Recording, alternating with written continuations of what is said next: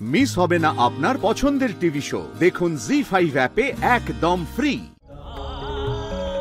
প্রভু, আমি এত বড় সত্য থেকে এতদিন অজ্ঞাত ছিলাম। না দাদা, তুমি অজ্ঞাত ছিলে না দাদা। যথা সময় সংকেত আকারে আমি তোমায় তোমার প্রকৃত রূপের বিষয়ে বলতাম। তুমি আমার দাদার রূপে শেষ নাগের অবতার। দিন প্রভু, এই পৃথিবীর ভার আমি বহন করছি।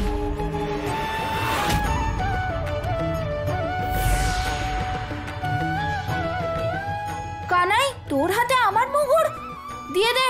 দাদা, তুমি তো আমায় এর মধ্যে বসিয়ে পুরো বৃন্দাবনে ঘোরাচ্ছিলে। কানাই, আমার কি মাথা খারাপ হয়ে গেছে যে তোকে আমি এতে বসিয়ে ঘোরাবো? আমি তোর থেকে বড়, আমার তোকে নয় বরং তোর আমাকে সেবা করা উচিত। হে মধুসূদন, বলরামের বাল্যকালে তুমি ওকে ওর শক্তির কথা মনে করিয়েছিলে, তারপর সেই স্মৃতি তুমি ওর মন থেকে মুছেও দিয়েছিলে। কিন্তু জরাসন্ধের সঙ্গে হওয়া যুদ্ধের আগে বলা সত্য তুমি ওকে ভুলতে দাওনি। আচ্ছা, তুমি কি ওর সত্য বাল্যকালে ওকে সবটা বলনি যা এখন বলতে চাইছো? হে পার্থ, এই সংসারে সবকিছুই যথা সময় ঘটা উচিত। সময়ের পূর্বে বা সময়ের পরে ঘটে যাওয়া কোনো ঘটনার পরিণাম কখনোই ভালো হয় না। পার্থ, এই সংসারে শক্তি আর সামর্থ্যের এক অদ্ভুত মিল আছে। আমি ঠিক বুঝলাম না। যদি কোনো মানুষের শক্তি থাকে কিন্তু তাকে সামলানোর সামর্থ্য নেই, তাহলে সেই শক্তি বিনাশকারী হয়।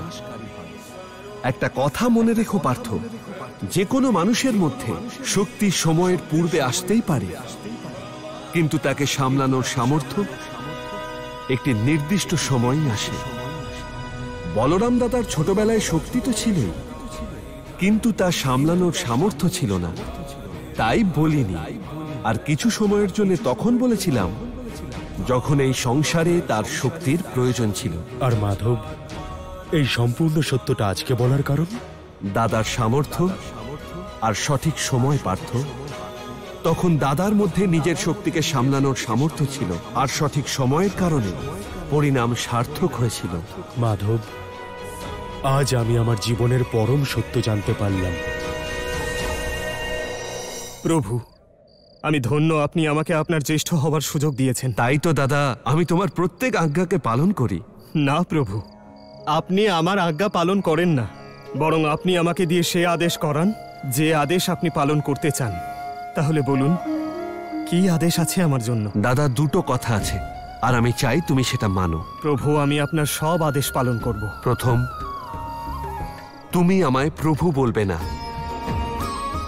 নিজের ভ্রাতাই ভাববে যেমনটা আগে ভাবতে, আর আমার জ্যেষ্ঠর ভূমিকা পালন করবে যেমন আগেও পালন করতে। ঠিক আছে কানাই, তাই হবে। আর দ্বিতীয়ত, তুমি তোমার শক্তির কখনো অপব্যবহার করবে না। করব না, আমি আমার শক্তির অপব্যবহার কখনো করব না। জি5 ডাউনলোড করুন আর সব এপিসোড দেখুন একদম ফ্রি।